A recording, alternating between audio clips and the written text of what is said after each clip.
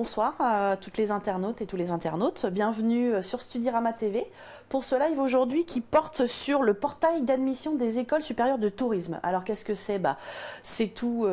L'objectif de ce live, c'est de vous faire découvrir ce nouveau portail d'admission en fait qui vous permet de vous inscrire à 4 écoles supérieures de tourisme. Pour en savoir un petit peu plus, nous avons deux invités. Maria Lantaz, qui était déjà venue pour un autre live pour présenter son établissement, puisque vous êtes directrice de l'ESCAET. Mais là, en l'occurrence, vous êtes le porte-parole, si je puis dire, du portail d'admission des écoles supérieures de tourisme. Bonsoir. Et Cécile Jacquin, bonsoir, pardon. Bonsoir aussi. Vous êtes, vous, étudiante, vous avez terminé vos études, vous avez fait un bachelor à l'ESC 3, une des écoles qui recrute par le biais de ce portail. Vous nous raconterez un petit peu ce que vous avez fait en bachelor, pourquoi vous avez choisi cette formation, et voilà, vous pourrez peut-être nous parler aussi un peu des débouchés. Donc on va commencer avant de prendre les questions de nos internautes, il y en a quelques-unes. Tout simplement, si vous pouviez nous faire une présentation de ce portail, qu'est-ce que c'est, pourquoi il est né? Alors, je vais essayer d'être rapide. Donc, le portail est né, c'est vraiment la volonté de 4 écoles, donc l'ESC La Rochelle, l'ESC 3 et l'école IEFT du groupe Hydrac et l'ESCAET que je représente aujourd'hui. Donc, en fait, l'idée, c'est vraiment, c'était de se dire, il y a aujourd'hui des banques d'épreuves qui existent et des portails qui regroupent en fait des écoles de commerce généralistes et il n'y a rien qui se fait sur le tourisme.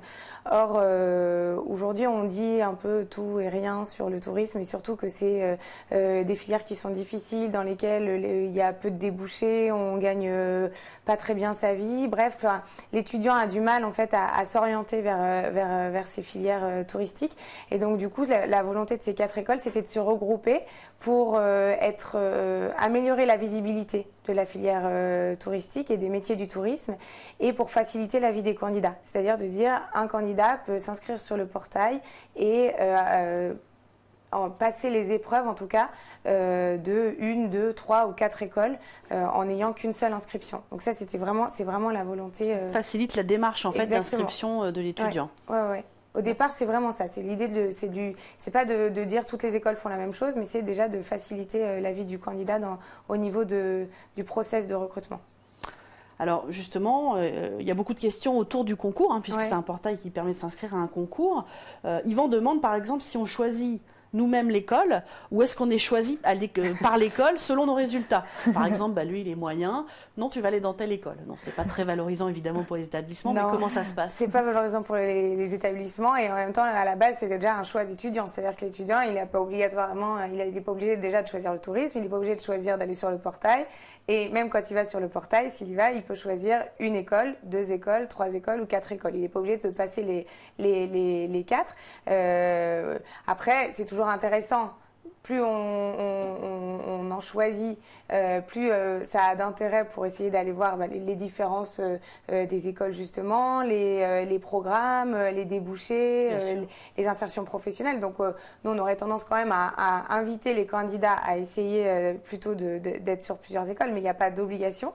Et après, si imaginons un candidat décide de choisir de postuler au niveau des 4 écoles, il va passer les différents process de recrutement dans chacune des écoles, il va avoir ses résultats, il va peut-être être pris dans toutes les écoles, peut-être simplement dans 3, peut-être simplement dans 2, et en tous les cas, en fonction de ce qu'il aura, des réponses qu'il va avoir, après il va choisir l'école qu'il préfère. Donc un peu à la The Voice, c'est-à-dire que si tout le monde se retourne sur lui, donc si les 4 écoles l'acceptent, et après c'est à lui effectivement de faire son choix. C'est lui qui choisit son coach. Oui. Et s'il n'y a qu'une école, qui finit par qui l'accepte, c'est pareil, là, il n'a toujours pas d'obligation. Enfin, à un moment, il a toujours le droit de dire oui, il a toujours le droit, encore heureux, il a toujours le droit de dire non. Enfin, de toute façon. Bon, Yvan va être rassuré, je pense. Yvan, vous n'êtes forcé à rien. Voilà, c'est clair comme ça. Alors, du coup, vous parliez des écoles. Il faut préciser, je crois, que c'est pour entrer dans un bachelor, mais par contre, à différents niveaux. Donc, c'est juste ça, je pense qu'il faut que peut-être les étudiants qui sont intéressés comprennent bien. Mais c'est vrai qu'un bachelor, normalement, c'est 3 années d'études. Donc, c'est-à-dire, c'est post-bac. Voilà, donc il y a le bac plus 1, le bac plus 2 et le bac plus 3. Mais là, en fait, dans les 4 écoles, on ne propose pas tous l'intégralité du bachelor. Donc en fait, il y a 2 écoles qui proposent le bachelor dans son intégralité, donc les 3 années qui sont La Rochelle et Troyes.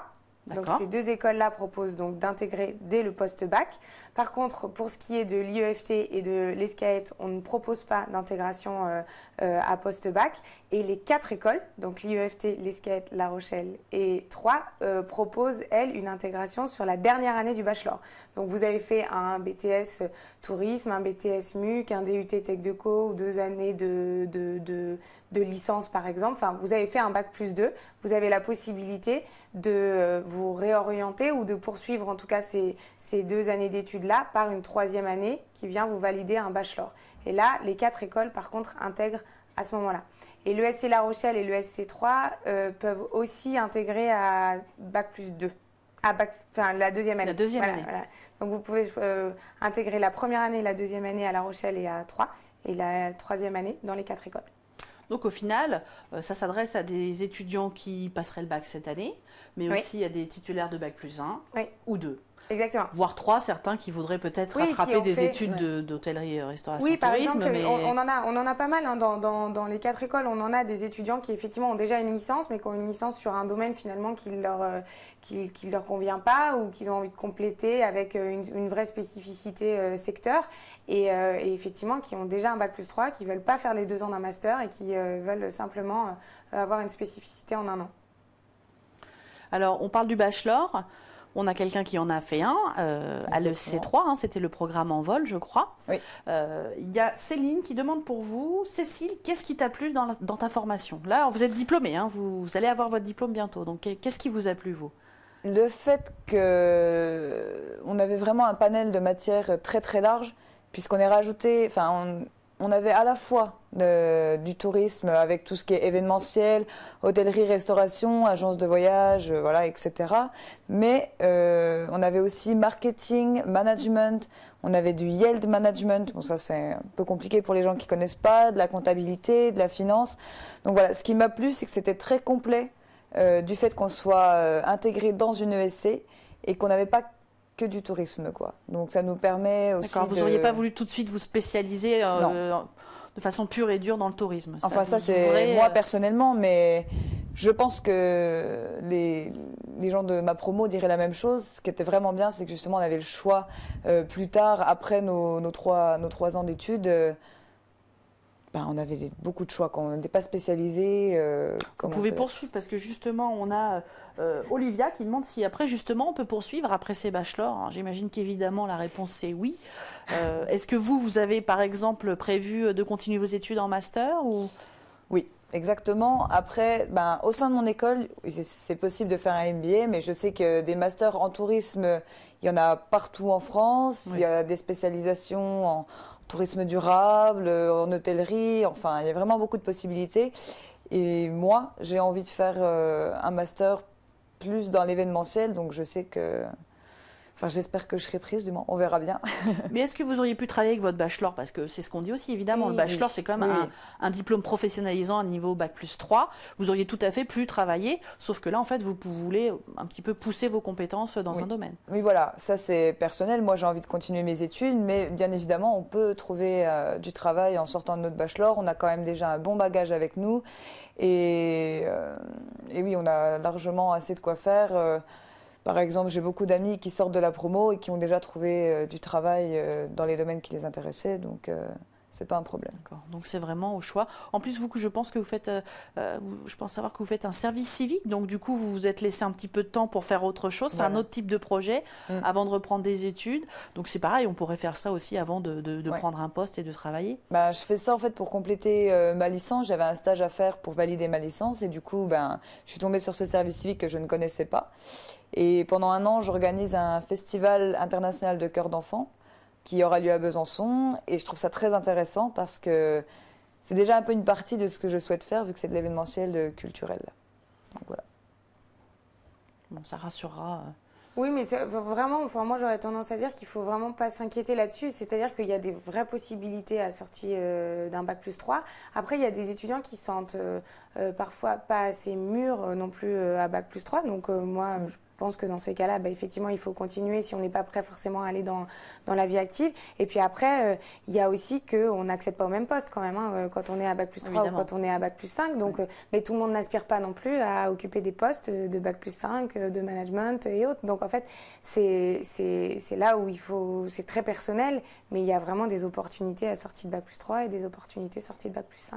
Et les 4 écoles de ce portail proposent des formations de niveau Bac+4 et Bac+5? Oui, les quatre écoles ont des masters avec des spécificités et des spécialisations différentes. Alors, pour revenir au portail, au final, comment se passe l'inscription? Est-ce qu'on peut passer directement par une des écoles, une des 4 écoles, ou est-ce que vraiment tout se passe sur ce site internet? Le dossier, j'imagine qu'il faut fournir des pièces aussi. Tout est dématérialisé? Oui, tout est dématérialisé. Donc, pour qui le terme est compliqué, ça veut dire que tout se passe en ligne sur internet. Donc, voilà, on va sur le portail, sur ce site-là, www.portail-admissiontourisme.com. On s'inscrit dessus et effectivement il y a des pièces à joindre, hein, comme on joint une photo dans un mail, et ben là on doit joindre des bulletins, les diplômes qu'on a eu les années précédentes quand c'est pour la dernière année de bachelor par exemple. Et ensuite donc on choisit de postuler soit à une, soit à deux, soit à trois, soit à 4 écoles. Et en fonction de ça, derrière, on va passer les épreuves dans les écoles. Et en fait, on a toutes des épreuves qui sont spécifiques à chaque école. Hein. Les épreuves ne sont pas du tout identiques, sauf l'épreuve d'anglais, qui est l'épreuve commune. En fait, c'est le dénominateur commun. C'est vraiment cette épreuve d'anglais qu'on va passer dans un établissement, souvent dans le premier dans lequel on va commencer la tournée des processus de recrutement.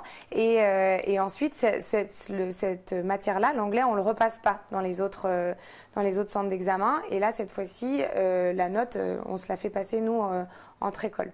Donc, l'étudiant, il bénéficie de sa note, enfin, le candidat bénéficie de sa note sur les 4 écoles.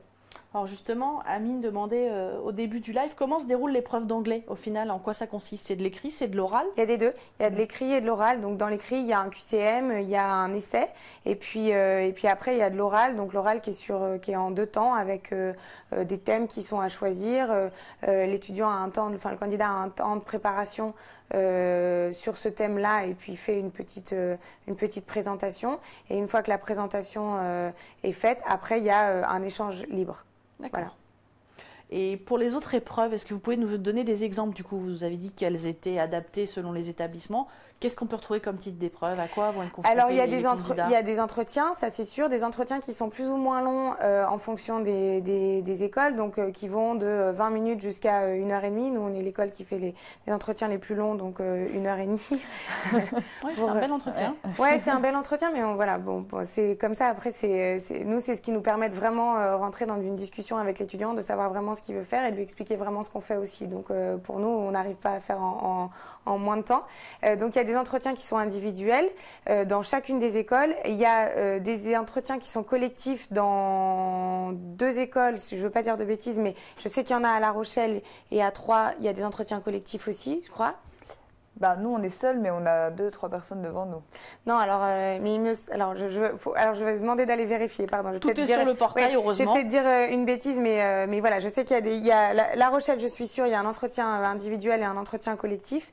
Et tout d'un coup, là, je suis désolée, mais j'ai un blanc pour le SC3. On est 4 écoles avec des épreuves différentes. Oui, même nous, on s'y perd. Et après, il y a des épreuves de langue qui sont à l'IEFT et à Troyes dans les langues 2 qu'on n'a pas forcément dans les autres écoles. Et puis le dossier scolaire est noté aussi dans certaines écoles et pas dans toutes. Donc voilà, donc on a vraiment des épreuves qui sont différentes. Ce que je trouve qui est plutôt bien, c'était une réflexion qu'on a eue à se dire est-ce qu'on fait une épreuve commune et on a une seule épreuve et puis en fonction de ça on met des notes au niveau des réponses et puis du coup chaque école valide ou pas tel ou tel candidat. En fait, je crois que c'est aussi bien que chaque école garde sa spécificité sur son process de recrutement parce que ça permet aussi à l'étudiant, quand il va faire son tour des écoles, justement, de différencier lui-même les écoles et de voir laquelle lui correspond le plus. Et la demande, là, justement, comment choisir parmi ces écoles? Bon, alors là, on n'a pas de recette miracle, hein. Chacun fait son... Vous, comment vous avez choisi, par exemple, Cécile? Pourquoi le SC3 et pourquoi pas une autre? Tout simplement parce que mon frère a fait aussi le SC3, mais dans un autre programme, dans un programme de commerce. Donc, il m'a vendu son école, tout simplement. C'est comme ça Et que vous en puis, avez entendu parler voilà, au final. c'est comme ça que j'y suis allée, que j'ai rencontré tout ce qui était en rapport avec le tourisme. Ses amis m'en ont parlé. Et puis, Troyes, c'est pas très loin de chez moi, sachant que je viens de Besançon. Donc, je me suis pas posé la question plus longtemps entre les autres écoles. Mais est-ce que ces 4 écoles ont vraiment des spécificités différentes au final? Est-ce que, en quelques mots, on peut dire, oui, en effet, les skates, c'est plus ça, le SC3, c'est plus ça. Vous, comment vous qui êtes en plein dedans? Il y a des vraies spécificités. Moi, c'est pour ça que j'invite quand même les candidats. Alors, c'est sûr qu'aujourd'hui, et c'est un peu, moi, je trouve que c'est un peu dommage, mais après, voilà, on le respecte. Hein. Mais c'est vrai qu'il y a beaucoup d'étudiants qui font le choix en fonction de là où ils habitent aussi, hein, de prendre l'école la plus proche, ce qui peut être bien à un certain moment quand il y a des écoles de même niveau un peu partout, quand il n'y a pas des écoles de niveau identique ou qui font la même chose, c'est toujours un peu délicat là-dessus. Donc moi, j'aurais tendance quand même à dire que quand on va dans une école, on investit dans son avenir aussi, hein, quand même, quelque part. Et donc, c'est quand même important. Et c'est important de regarder justement quels sont le niveau des écoles. Donc, comment est-ce qu'on regarde le niveau des écoles? Il y a le programme. Donc, effectivement, ça, c'est important. C'est important d'aller discuter. C'est pour ça que moi, je trouve que c'est bien de tenter plusieurs écoles pour aller vraiment voir et être sur place. D'être sur place, de discuter, même d'aller faire les journées portes ouvertes éventuellement pour discuter avec des étudiants, pour discuter avec des profs et voir vraiment quels sont les programmes. Et je pense qu'aujourd'hui, il y a quand même un formidable outil pour les candidats qui sont les réseaux sociaux sur lesquels on retrouve tout. Donc en fait, on est capable de retrouver un ancien, on est capable de retrouver un étudiant de n'importe quelle école. Il y a des forums, enfin la sphère Internet nous permet quand même de prendre la température du niveau d'une école. Moi, je pense quand même, alors bien sûr qu'il y a certains faux avis et autres, mais je veux dire, à un moment, quand il n'y a que des avis négatifs ou que des avis positifs, enfin, je veux dire, il n'y a pas que un loup derrière ça, hein. Il y a quand même une réalité. Donc, moi, j'invite vraiment les gens à aller se renseigner sur ce que font les écoles et surtout quels sont les métiers auxquels les écoles forment, mais je veux dire concrètement, pas simplement à quoi elles disent qu'elles forment, mais vraiment, est-ce que ce métier-là, il y a un ancien qui l'occupe et comment je peux retrouver cet ancien, comment est-ce que je peux discuter avec lui, échanger avec lui. Je pense que c'est vraiment important. Quand on veut travailler dans l'événementiel, quand on veut travailler dans l'hôtellerie, quand on veut travailler dans le tour operating, chef de produit chez un tour opérateur, qu'est-ce que c'est derrière et qu'est-ce que c'est vraiment? Est-ce que vraiment cette école, elle va m'amener à ça? Moi, on a tout le temps des candidats qui nous viennent d'horizons différents et qui nous disent je croyais que dans cette école j'allais pouvoir apprendre le tourisme mais en fait pas. Or c'était écrit depuis le départ qu'il n'y avait rien dans le tourisme, quoi. Donc du coup il faut quand même vraiment se renseigner là-dessus et je pense que là c'est la responsabilité des candidats. On met souvent la responsabilité sur les écoles. Les écoles, elles ont la responsabilité de la transparence, selon moi. Oui. Ça, c'est hyper important et toutes le font pas. L'étudiant doit faire un vrai travail de mais recherche. après, voilà, les étudiants, aujourd'hui, les candidats, ils attendent qu'on leur donne tout et puis choisir, qu'on leur dise là une réponse. Mais moi, j'ai envie de dire que, en fait, une école, elle correspond à un étudiant. Et donc, il faut aussi qu'en fonction de la personnalité, l'étudiant, il cherche vraiment ce qui lui correspond et quel message le touche le plus, quoi. Quel message de quelle école le touche le plus. Mais vous dites 4 écoles de tourisme, école supérieure de tourisme. Oui. Est-ce que vous ne formez pas au même métier au final, puisque vous êtes toutes situées sur le même secteur? Pas forcément, en fait, parce que le tourisme, c'est très vaste, hein, c'est ça aussi. C'est pour ça qu'on s'est rapproché aussi ces écoles-là sur ce portail pour pouvoir mieux parler des opportunités qu'il y a dans le tourisme. Donc, c'est très vaste et donc, du coup, on ne va pas forcément toutes sur les mêmes niveaux de métier ni dans les mêmes secteurs. Donc, il y a effectivement des métiers qui sont communs, hein, sur lesquels on va se retrouver toutes, mais il y a des métiers qui sont quand même très différents. Et c'est pour ça que c'est important d'essayer d'aller voir et de vraiment poser des questions aux écoles sur c'est quoi les métiers et est-ce qu'il y a vraiment un ancien derrière ça et derrière ce métier-là avec lequel vous pouvez me mettre en relation pour que je puisse aller lui poser des questions. Je pense que ça, c'est hyper important, c'est vraiment fondamental. Par exemple, là, on a PAF qui est intéressé par le web marketing et l'industrie du tourisme. Ouais. Alors, il nous dit, n'ai-je pas mieux à choisir un master spécialisé ou MBA dans le web marketing d'abord et travailler ensuite dans le tourisme? Sinon, quelle école choisir au final? Quelle serait la plus adaptée à cette spécialité? Ça, c'est une vraie question, hein, quand on est sur ces métiers-là. C'est de dire, est-ce qu'effectivement, comme l'achat, est-ce qu'il vaut mieux que j'aille faire une école de commerce généraliste et puis après que j'aille dans le tourisme? Est-ce qu'il vaut mieux que je fasse une école de web marketing et après d'aller dans le tourisme? Nous, en tout cas, on se rend compte que pas vraiment. Alors, sur la culture e-tourisme, toutes les écoles le donnent. Après, il y a dans les vrais leviers techniques de comment est-ce qu'on devient un web marketeur dans le tourisme. Il faut aller se renseigner pour voir quelle école vraiment apporte ces connaissances et ces compétences-là de façon très poussée. Je vais parler de ce que je connais, donc je vais parler juste là de l'Escaët rapidement, pour montrer la valeur ajoutée de choisir une école dans le tourisme plutôt qu'une école web market puis après aller dans le tourisme. C'est que nous aujourd'hui on voit nos étudiants, ils font la différence là-dessus vraiment, et aujourd'hui ils intègrent des Last Minute, des Opodo, toutes ces grosses boîtes du tourisme. Au niveau des débouchés, vous voulez dire ça s'est marqué? Ouais. Et en fait, ce qui fait en fait la valeur ajoutée d'un étudiant aujourd'hui qui a fait un cycle tourisme, c'est justement qu'il a l'expertise du secteur. Donc il sait exactement ce que c'est un voyage, ce que les gens consomment, comment évoluent les consommateurs par rapport au voyage. Et en fait, et en plus de ça, il a appris les leviers web marketing, donc comment ça marche le référencement naturel, comment ça marche le référencement payant, comment ça marche les réseaux sociaux. Et en fait, il a ces deux cultures, quoi, la culture spécificité des leviers web marketing et l'expertise des métiers du tourisme et du comportement des produits et des consommateurs, qui fait que du coup, ils sont opérationnels très rapidement. Donc, j'aurais tendance à dire quand même que c'est un peu une stratégie gagnante de choisir le tourisme quand on sait à l'avance qu'on veut faire du web marketing dans le tourisme. Si on se dit, moi, je m'intéresse au web marketing, mais je ne sais pas si je vais le faire dans le tourisme ou ailleurs, alors là, c'est différent. Dans ces cas-là, il vaut peut-être mieux choisir une école de web market classique, généraliste, et après, peut-être s'orienter sur le tourisme. Mais si on sait déjà qu'on s'intéresse au tourisme, ça a du sens de se spécialiser dès maintenant, parce que l'expertise voyage, elle est vraiment très importante. La volonté quand même du portail, ça a été de se positionner comme une alternative à des écoles généralistes, parce qu'on le voit au niveau du recrutement et au niveau des RH dans les grandes entreprises. Elles veulent plus simplement des gens qui ont la tête bien faite, qui était ce que faisaient les écoles de commerce, ce que font les écoles de commerce généralistes, des gens qui sont capables de s'adapter partout, mais qui n'ont pas une vraie expertise quelque part, mais qui sont très adaptables. Aujourd'hui, les RH, ce qu'ils nous disent, c'est ça ne nous suffit plus, des gens qui ont la tête bien faite. On a vraiment envie de gens qui soient experts de leur domaine. Donc les RH, en tout cas nous avec lesquels on échange dans le tourisme, nous disent je vais privilégier aujourd'hui des gens qui ont cette expertise tourisme. Voilà. Donc quand on sait que c'est ça, dans cette industrie-là qu'on a envie de travailler, ça vaut le coup de se spécialiser finalement assez tôt. Voilà. Et sur les spécificités des écoles, pour répondre un peu, en fait, on a effectivement deux écoles, vous le disiez très bien, deux écoles qui sont La Rochelle et Troyes, qui sont des écoles qui sont appuyées sur des écoles de commerce généralistes à la base. Oui. Donc effectivement, qui ont cette double culture à la fois management généraliste et tourisme.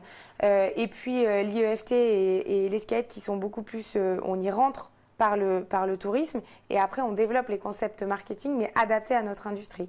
Donc on est plus pointu dans certains domaines et moins large si on veut.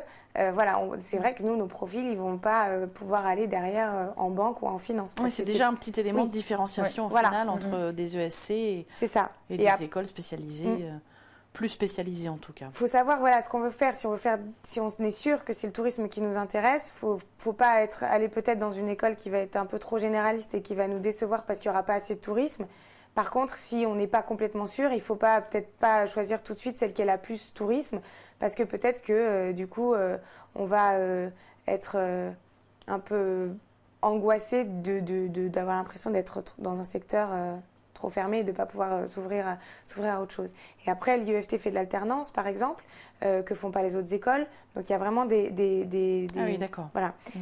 différences quand même sur les quatre écoles. On n'est pas situés aux mêmes endroits, même si je sais en que l'occurrence, la localisation, pour moi, ne doit pas être le critère numéro 1, mais ça en est un, notamment quand on est sur du post-bac. C'est quand même très important de ne pas être quand même très, très loin. C'est difficile encore à ce moment-là. Puis ça demande toute beaucoup une plus facile quand on est des en frais master. Supplémentaires d'aller habiter ailleurs. Voilà, donc le SC La Rochelle est basé à La Rochelle, le SC3 à Troyes, bon ça va, c'est dans le nom, mais l'Escaët, on est situé à Aix-en-Provence, et l'IEFT, ils sont à Paris, à Lyon et à Nice. Donc c'est vrai que voilà, on a une couverture du coup nationale qui est assez intéressante sur les quatre écoles, mais c'est vrai qu'on n'est pas du tout situé aux mêmes endroits. Donc il y a des différences, voilà, il y a des différences de programmes, de profils, de méthodes pédagogiques aussi. Il y a des choses qui sont assez différentes quand même si on est dans le même domaine. On a Ludo qui demande si le bachelor, c'est un diplôme difficile. Alors là, je vais me tourner vers Cécile, évidemment, qui l'a passé et qui l'a brillamment obtenu. Ça demande du travail. Qu'est-ce qu'on fait en bachelor ? Il y a beaucoup de stages. Comment ça se passe ? Alors, pour la première année, je peux parler que du coup de Envol, parce que les autres écoles, je ne sais pas comment ça se passe. Mais en première année, on a cours toute l'année, ça se passe en 2 semestres. Il faut bosser, bien évidemment, c'est comme tout, mais quand ça nous intéresse, généralement, on y arrive mieux. Voilà, ça passe mieux. Ce que je faisais, c'était tout nouveau par rapport au lycée, et puis ça m'intéressait, donc forcément, je bossais pour y arriver. En première année, on a un stage de 2 mois minimum en France ou à l'étranger à la fin de l'année. En deuxième année, on a cours que au premier semestre, du coup sur une période très courte. Donc c'est vrai que là, il faut travailler. C'est intense. Ouais, voilà, c'est très intense. Ensuite, on part à l'étranger, à l'international. C'est un choix qu'on fait durant la première année, donc on a un large panel de destinations quand même. En troisième année, vous avez cours jusqu'à fin février et puis un stage de 6 mois pour valider votre licence. À savoir qu'en deuxième année aussi, il est possible de faire un stage qui est soit en France, soit à l'étranger de nouveau, de 2 mois minimum. Et je crois que là, vous travaillez en plus sur votre soutenance ou votre mémoire, je ne sais plus ce que vous m'avez dit. Ce que j'ai fait, c'est que mon stage, donc le fait que je fasse un festival, a servi à valider ma licence. Je m'en suis servi pour faire mon mémoire. J'avais fait un mémoire sur le bénévolat et le volontariat. Mais du coup, là, je le continue en service civique puisqu'il va avoir lieu début mai. Donc, vous ne chômez pas. On peut Je ne dire chômais que pas, voilà. Ce n'est pas un diplôme difficile en soi. Évidemment, si on reste un minimum motivé il faut quand même travailler. Oui, il faut quand même travailler. Il y a beaucoup de devoirs en groupe à faire. Généralement, c'est des projets. Voilà, c'est beaucoup de projets en groupe de 2, 3, voire 4 qui comptent généralement pour 30% de la note. Et ensuite, un examen sur table. Mais c'est bien parce que ça nous permet déjà d'apprendre à travailler en groupe, ensuite de faire tout ce qui est présentation orale, que ce soit en français, en anglais ou dans notre deuxième langue. Et non, c'est très très intéressant. Et puis, moi j'ai appris plein de choses. Donc, du coup, c'est bien. Justement, on a Nicolas qui demande, vous parliez de l'étranger ou faire le stage en France ou à l'étranger. Qu'est-ce que vos stages à l'étranger vous ont apporté par rapport à un programme où vous seriez resté qu'en France? Et moi, j'ai déjà juste envie de dire, est-ce qu'on peut envisager le tourisme, et notamment les études dans le tourisme, qu'en France? Est-ce que l'ouverture internationale n'est pas indispensable? Vous en pensez quoi, Cécile? Moi, je pense que c'est obligatoire. Déjà, il faut que tout le monde puisse parler anglais, au moins un minimum. Ensuite, la deuxième langue, ça, c'est encore autre chose. Mais à l'ESC3, on a des cours dispensés en anglais. Je ne sais pas si c'est pareil dans toutes les écoles, mais il me semble que si. Voilà, selon la première année, on n'en a pas beaucoup. Et puis, plus on monte dans les années, plus on a de cours en anglais. Donc ça, c'est indispensable. C'est d'ailleurs pour ça qu'ils nous mettent en deuxième année un voyage à l'étranger. Moi, je l'ai fait au Costa Rica. Donc, je ne parlais pas du tout espagnol, enfin quasiment pas. Et puis, je ne vais pas dire que maintenant c'est acquis, mais j'ai des très bonnes bases pour le futur. Et puis, si on fait tourisme sans vouloir bouger de la France, c'est un peu... Ça colle pas, d'après vous? Selon moi, non. Il faut quand même avoir une ouverture d'esprit. Je ne dis pas qu'il faut qu'on parte forcément travailler à l'étranger. Oui. Mais, ou s'expatrier, bien sûr. Voilà, ou s'expatrier. Non, mais quand on est en France, on va forcément travailler avec des touristes dans un premier temps, avec des prestataires étrangers. Donc, voilà, on va toujours être relié à l'étranger. L'international, c'est quelque chose qui relie les 4 écoles du portail? Ça relie les 4 écoles et de toute façon, c'est sûr que c'est fondamental parler des langues, mais j'ai envie de dire même en travaillant en France, parce que de toute façon, si on travaille en France, moi, je nuancerais juste un petit peu parce que c'est vrai on peut avoir des gens, je ne veux pas effrayer non plus des gens qui ont envie de travailler dans le tourisme. On peut faire du tourisme en France, on peut travailler dans le tourisme en France, on est d'accord. C'est ça qui leur plairait, mais en même temps, ils ont peur d'aller ailleurs et d'aller travailler ailleurs parce qu'il ne faut pas oublier que si on parle à des étudiants qui sont en post-bac ou post-bac plus 2, ils ont peut-être parfois, ils sont pas encore prêts. Pas très vieux. Oui, voilà, à partir encore. Donc, on peut travailler en fait en France dans le tourisme. Il y a des agences de voyage, il y a des hôtels, il y a des institutionnels qui sont... Et là, dans ce cas-là, on travaille beaucoup plus sur ce qu'on appelle du réceptif, souvent. Donc, mais du coup, on travaille avec de la clientèle étrangère.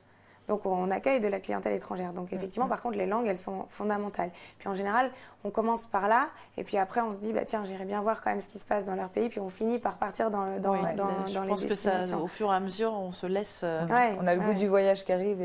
Oui, et après, par contre, ça n'arrête plus.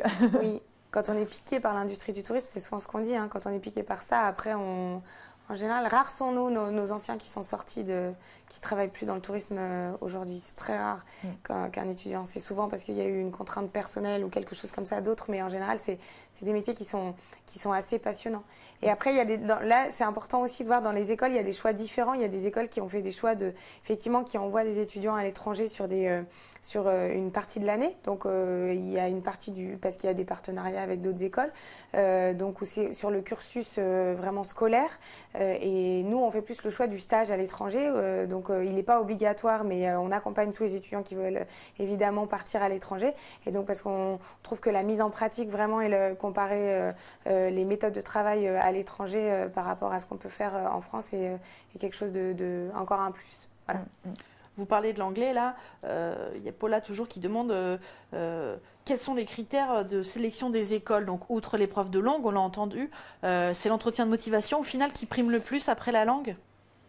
Alors, ça dépend des écoles. Ça, c'est assez bien indiqué sur le portail. Hein. Il y a des coefficients à chacune des épreuves. Donc, c'est une somme de plein de petites choses. Donc là, ça dépend des écoles. Pour nous, effectivement, l'entretien individuel, comme il dure en plus 1h30, oui, j'ai focalisé bien là-dessus, donc je pense que c'est ça. Il est très important parce que du coup, il faut qu'on comprenne quelles sont les motivations, quel est le projet, qu'est-ce qu'on a envie de faire et comment nous, est-ce qu'on est capable d'emmener l'étudiant vers ça, parce que c'est quand même le rôle d'une formation, hein, c'est d'emmener un étudiant vers le projet vers lequel il a envie d'aller. Mais ça, c'est l'angoisse aussi du jeune qui se dit, mais moi, j'ai pas forcément de projet. J'aime bien le tourisme, mais aujourd'hui, si on me demande, je saurais pas vous dire ce que je veux faire. Mais le projet, ça peut être de construire un projet. Vous allez le saquer, vous n'allez pas le prendre? Non, pas du tout, au contraire. Le projet, ça peut être de construire son projet, justement. C'est de dire, je viens dans l'école parce que j'ai identifié cette école-là pour m'aider à construire mon propre projet. Et puis, il y a des étudiants qui savent déjà, effectivement, qu'ils veulent aller dans l'hôtellerie. Il y en a d'ailleurs qui savent très bien ce qu'ils veulent faire, qui veulent aller dans l'hôtellerie, dans l'événementiel, dans le tour opérating, dans l'aérien, et puis qui finissent au bout de 6 mois complètement ailleurs et qui en fait ont découvert plein d'autres choses et qui soupçonnaient pas forcément. Voilà, exactement, et qui cassent complètement toutes les certitudes qu'ils pouvaient avoir. Donc voilà, le rôle d'une formation, c'est quand même d'accompagner à ça. Donc il faut regarder en fonction des écoles, mais globalement, effectivement, la partie entretien dans toutes les écoles, elle est importante parce que c'est ça qui permet de voir la motivation et ce que l'étudiant veut faire, et qui permet aussi pour l'école de montrer de faire une démonstration à l'étudiant en quoi elle est capable de l'accompagner, ce qui est important. Vous, Cécile, quand vous avez passé les entretiens pour le SC3, qu'est-ce qui a le plus joué? La langue aussi était important, l'entretien de motivation, vous avez senti que c'était là que tout se jouait? Moi, je pense que c'est l'entretien de motivation qui est le plus important, parce que la langue, on n'a pas tous le même niveau en arrivant, et puis c'est pas forcément de notre faute. Donc c'est quelque chose qu'on peut améliorer. Voilà, c'est quelque chose qu'on peut améliorer. Alors que l'entretien de motivation, ils essayent, comme le nom l'indique, vraiment de savoir quelles sont nos motivations. Et si on n'en a pas, comme disait, je ne me rappelle pas des noms que vous avez cités, mais si on n'a pas de projet, c'est pas bien grave, parce que leur but, c'est de nous dire que grâce aux cours qu'on va avoir, aux stages qu'on va faire, on va se former notre propre projet, et c'est ça qui est très intéressant. Moi, j'avais aucune idée de ce que je voulais faire, hein. L'événementiel, c'était pas quelque chose qui m'intéressait au tout départ, mais je savais ce que je ne voulais pas faire, à l'inverse. Oh, mais c'est déjà bien. C'est déjà pas mal. Tout ce qui est secteur hôtellerie, restauration, ça m'attire pas. Par contre, j'ai quand même... Pourtant, il y a de l'événementiel. Oui, pourtant, il y avait de l'événementiel, exact. Mais du coup, j'ai quand même beaucoup aimé les cours de restauration hôtellerie, parce que je ne connaissais pas. Vous attendiez mais pas à ça, du coup, ça a continué quand même à me faire dire que je ne voulais pas travailler là-dedans. Mais c'est vrai que pour des gens qui n'ont aucune idée de ce qu'ils veulent faire, il ne faut pas avoir peur, quoi. Faut juste prendre un peu de tout et puis voir après ce que ça donne, quoi.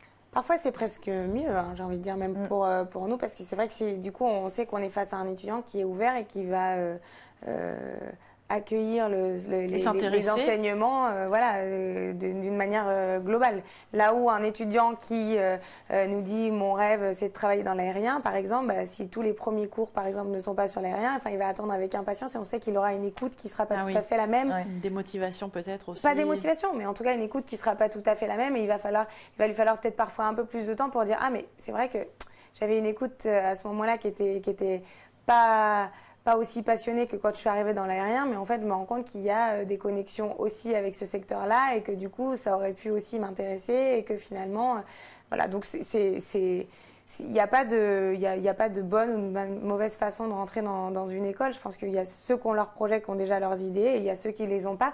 La seule chose, en fait, c'est pas de venir chercher des bons points ou des mauvais points au niveau de la motivation, c'est simplement d'être capable d'expliquer qui je suis en tant que candidat, qu'est-ce que je veux, qu'est-ce que j'attends, qu'est-ce que je cherche, pour que l'école elle puisse savoir si, de son côté, ce qu'elle propose, elle, ça colle avec ce que l'étudiant. Exactement. Et puis d'échanger avec l'étudiant là-dessus, en lui expliquant, elle, ce qu'elle fait, pour que l'étudiant il voit si ça correspond à sa façon à lui d'imaginer qu'on va l'emmener vers un projet. Alors, je suis désolée, mais on arrive au terme de ce live. J'ai encore des questions, mais je ne pourrai pas vous les poser. Est-ce que vous pouvez juste donc, nous redonner l'adresse de ce portail? Évidemment, on invite les internautes à aller le visiter. Hein, tout y est très bien expliqué. Moi, j'ai été le voir aussi. Si vous pouvez nous redonner l'adresse. Alors, c'est www.portailadmission-tourisme.com. De toute façon, il sera notifié sur le replay de ce live que vous retrouverez en ligne dès demain sur studirama.com. Donc, je remercie nos invités et je donne rendez-vous à nos internautes pour un autre live une autre fois. Au revoir.